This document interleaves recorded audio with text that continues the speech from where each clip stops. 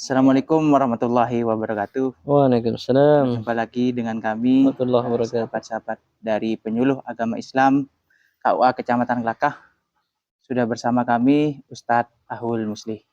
Untuk itu, mari kita bahas pembahasan yang akan kita bahas pada hari ini terkait jamaah haji. Di episode lalu, Ustadz Ahul sudah menyampaikan keutamaan orang yang berhaji, begitu ya Pak? Nah, sekarang kita sebagai orang yang tidak berhaji, biasanya di sekitar kita itu menyambut orang yang berhaji, seperti itu. Apakah ada tuntunan, Mak, untuk orang yang menyambut orang yang pulang dari tanah suci? Baik. Terima kasih. Kami sampaikan kepada Ustadz Ridwan yang telah bertanya tentang masalah keutamaan orang yang berziarah terhadap orang yang sudah melaksanakan ibadah haji, begitu ya. Ya, karena tak lagi ini atau sudah banyak yang pulang sudah dari tanah ada beberapa kloter dari tanah suci Mekah ke tanah air. Kita doakan mudah-mudahan semua yang telah kembali ke tanah air menjadi haji yang mabrur. Amin, amin, amin, ya rabbal alamin. Tentang keutamaan ziarah kepada orang yang telah melaksanakan ibadah haji, ini ada beberapa fadilah atau keutamaan. Bahkan di dalam sebuah keterangan di kitab Hasya Al-Kulyubi kalau tidak salah, di sana itu diterangkan wayundabu dan disunahkan. Wayundabu lil haj, untuk orang yang sudah melaksanakan ibadah haji, ad-du'a li ghairihi, mendoakan kepada selainnya. Mendoakan kepada orang yang berziarah kepadanya, gitu. Nah, bil maghfirati, dengan doa maghfirah, ya, supaya mendapatkan ampunan, supaya mendapatkan fadilah, keberkahan rezeki, keberkahan umur, dan juga diberi kesempatan untuk juga melaksanakan ibadah haji. Lah ini disunahkan malah untuk memberikan doa seperti itu, ya. Kenapa?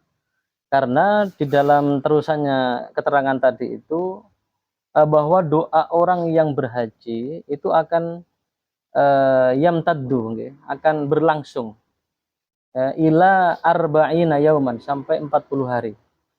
Ya, karena itu dengan adanya motivasi itu, kita yang masih belum bisa berangkat haji itu bersemangat untuk berziarah kepada orang yang telah berangkat ibadah haji. Ya, karena adanya motivasi atau makol atau pendapat yang ulama berikan tadi itu, supaya kita betul-betul mendapatkan doa. Ada beberapa motivasi juga, ya. Yang pertama, di samping kita ini berkesempatan untuk didoakan, ya, dari orang yang sudah berangkat haji itu, ini mengharapkan menghidupkan silaturahim, dan ukhuwah, ya, karena silaturahim ini merupakan perintah yang global, tidak hanya dari ibadah haji tok, tapi silaturahim kita ada kesempatan kepada tetangga, kepada saudara, kepada sanak famili, ini adalah sangat utama sekali, ya, dan oleh Rasulullah itu sangat dianjurkan. Di samping silaturahim juga mengamalkan sunnah, menyambut kebaikan saudara. Dalam hal itu seperti yang tadi disampaikan, bahwa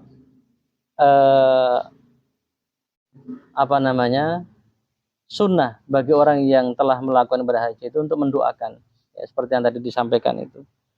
Kemudian didoakan seperti orang yang berhaji. Nah, ini dalam salah satu doa yang disampaikan oleh orang yang telah berangkat haji itu, salah satunya adalah ingin mendoakan saudaranya atau tetangganya atau sanak familinya agar supaya dapat kesempatan untuk berangkat haji juga. Nah, ini sebetulnya motivasi-motivasi semacam ini kerap kali kemudian dipraktikkan oleh ulama-ulama kita dan diturunkan kepada kita sampai membudaya, sehingga budaya kita, ya, di Indonesia ini, setiap kali ada orang yang selesai melakukan ibadah haji, maka disitulah banyak orang yang berkunjung, berdatangan. Nah, ini bukan dalam rangka untuk mendapatkan oleh-oleh, tapi juga betul-betul diniatkan untuk mengharapkan doa. Ini yang terutama. Tadi itu disampaikan yamtaddu ila arba'ina yauman, bahwa doa itu akan senantiasa berjalan, maksudnya itu keberkahannya itu sampai 40 hari. Wakilah di situ malaikat nggih, akan selalu mendampingi nggih, selama 40 40 hari hari itu, Ustaz. itu untuk mengamini doa orang yang telah melakukan ibadah haji itu. Mungkin ini Ustaz, keutamaan-keutamaan agar supaya kita semangat nggih, untuk berkunjung dan berziarah kepada saudara-saudara kita, tetangga-tetangga kita yang telah dipanggil haji oleh Allah Subhanahu wa taala untuk kita harapkan doanya.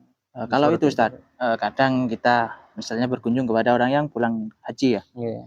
salaman nggak kayak inilah. Oh, cipika-cipiki Iya, gitu ya. cipika-cipiki itu apa ada tuntunnya atau bagaimana itu Ustaz? Apa Kalau sebuah tradisi Ustaz? untuk salamannya itu ada Ustaz. Iya, Tapi kalau cipika-cipikinya itu saya masih belum menemukan, mungkin keterbatasan pengetahuannya Ustaz nggih. nggih. Tapi kalau salamannya kita apa ya, bahas secara umum nggih, bahwa gimana itu? Mami muslimin ya, yatasofahani, yaltaqiyani wa yatasofahani, kan begitu ya. Tidak ada dari dua orang Islam yang bertemu kemudian bersalaman illa ghufira lahum ma taqaddama min dzambi, kecuali dosanya itu akan diampuni. Jadi setiap kali salaman, ya, setiap bertemu dengan sesama muslim, ya tentu ini yang laki-laki sama laki-laki Ustaz ya. Jangan laki-laki sama perempuan, ya ini kan berdosa nanti Berdosa ini sih ya kalau Ustaz. bukan muhrim ya. Maka tuntunan semacam ini kemudian yang menjadikan semangat kita juga untuk selalu bersalaman, tidak hanya apa namanya, ketika orang itu di momen-momen tertentu. Bahkan di setiap saat kita bertemu ya, kita disunahkan untuk bersalaman.